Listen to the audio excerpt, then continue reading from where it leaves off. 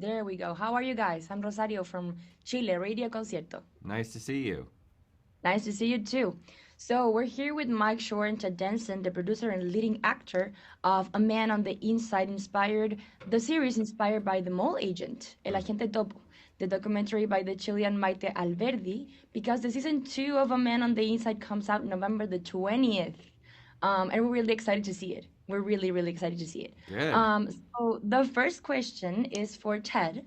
Ted, I wanted to ask you, Sergio Chami is the person the story, the mole agent is based on, right?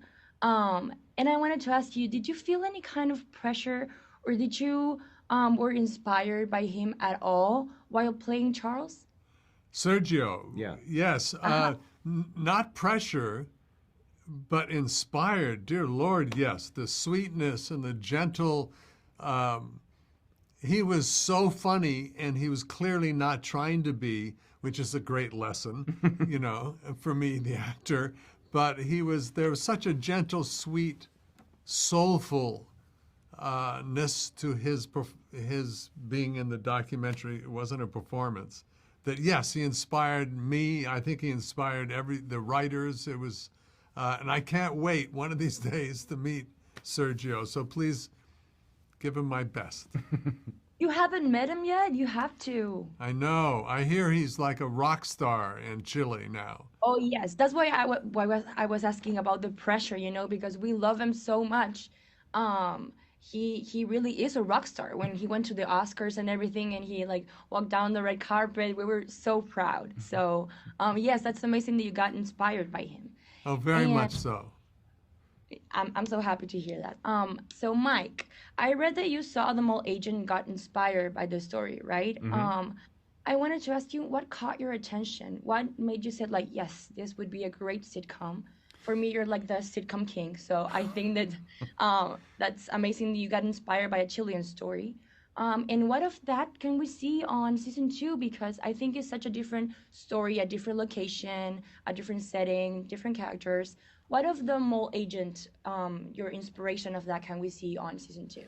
Well, the reason I wanted to do the show from the beginning, and it relates to season two as well, is there are themes in the documentary that I think are so universal. The themes of how to process grief and loss, how to make room in your life for new experiences at a time when I think most people are sort of thinking about their lives getting smaller. And in the Right. documentary, Sergio makes this very bold choice and says, like, no, I want my life to get bigger. And, the first season of the show was essentially the story of the documentary.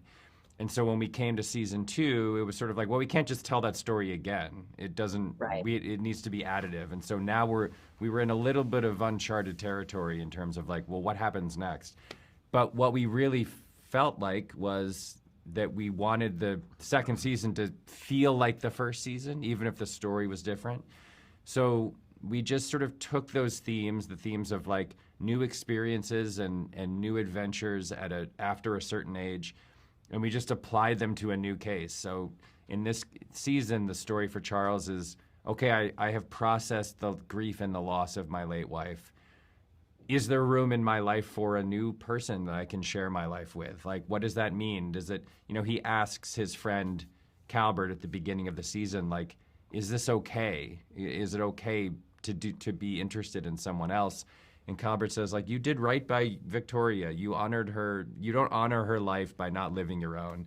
And so we sort of just we played the game that all writers play all the time, which is like, okay, what happens next? These themes have to Right. stay the same. The vibe has to stay the same.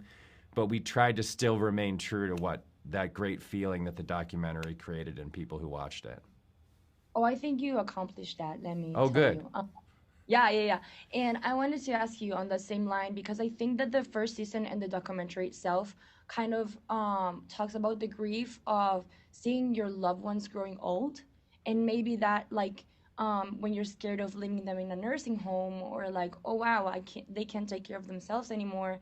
And I think a lot of people go and watch The Mole Agent or A Man on the Inside to find comfort on and say like, oh, okay, this happens to a lot of people. There's actually movies, documentaries, series about it. Hmm. So I wanted to ask you guys, what would you say to the people that go and watch the series to find comfort in that? What would you say to them? Well, first of all, thank you, I would say. If they do find comfort in it, that was very much, I think, the intention of the documentary. It was very much the intention of the show, was to say, I think, I don't know what it's like in Chile, but in America, it's a subject I think we're very bad about talking about. Like, we're not, it's something, aging is something that is seen as embarrassing or shameful Right. or something. And Ted and I talked all the time in the first season of like, listen, this is the best case scenario, right? The best case scenario is that the people you love live long enough to get to this point where we have to make these decisions. And that doesn't mean they're not hard, emotionally fraught, difficult to make, but it does mean that we got the most time you can get with the people you love. And so we tried to make a show that made people feel like it's okay to feel these things and to talk about them and to experience them. Like, this is the good version of life, even if it doesn't always feel that way. So I guess I would just say, like, I hope if you did find comfort in the show, thank you. And also, let's be more open about this. Let's talk about it more. Let's share our thoughts and feelings about this subject as much as we can, because this is the best of all possible worlds if we get to this point. Perfect. Thank you.